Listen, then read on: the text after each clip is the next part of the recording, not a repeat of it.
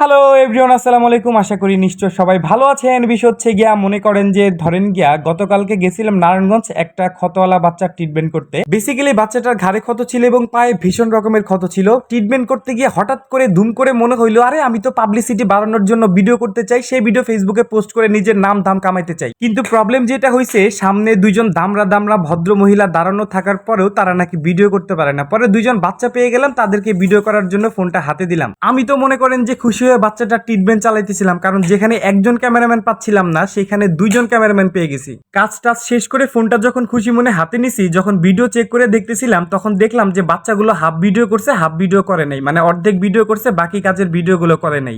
এইটা কোনো কথা বলেন? কি আর করা, যেটুকু ভিডিও হয়েছে সেইটুকুই পোস্ট করে নিজের কৃতিত্ব জাহির করলাম, এই আর কি। বাই দ্য ওয়ে, আপনাদের সাথে একটা দুঃখের কথা শেয়ার করতে চাই। আপনারা যখন যেভাবে ডাকেন সময় সুযোগ থাকলে চলে যায় ট্রিটমেন্ট করার জন্য, কিন্তু আমরা যখন ট্রিটমেন্ট করতে যাই তখন ন্যূনতম একটা গাড়ি ভাড়া যাইতে আসতে খরচ হয়, সেই সাথে ওষুধ, ইনজেকশন, স্যালাইনের টাকাটাও আমাদের পকেট থেকে যায়। কারণ এই সমস্ত ট্রিটমেন্টের খরচগুলো আমরা কিন্তু পোস্ট করি না ফেসবুকে এবং সাহায্য নেই না। সবার কাছে বিনীত অনুরোধ থাকবে, যাদের ফোন কলে আমরা চলে যাই তারা নিজ দায়িত্বে কিছুটা হইলেও সম্মানী বা আমাদের যাতায়াত, গাড়ি ভাড়া, ওষুধের খরচটা বহন করা উচিত বলে আমি মনে করি। তো বন্ধুরা, এই ছিল আজকের অর্ধেক ভিডিও। সবাই ভালো থাকবে, সুস্থ থাকবেন, সবার জন্য শুভকামনা রইল। আল্লাহ হাফিজ, আসসালামু আলাইকুম।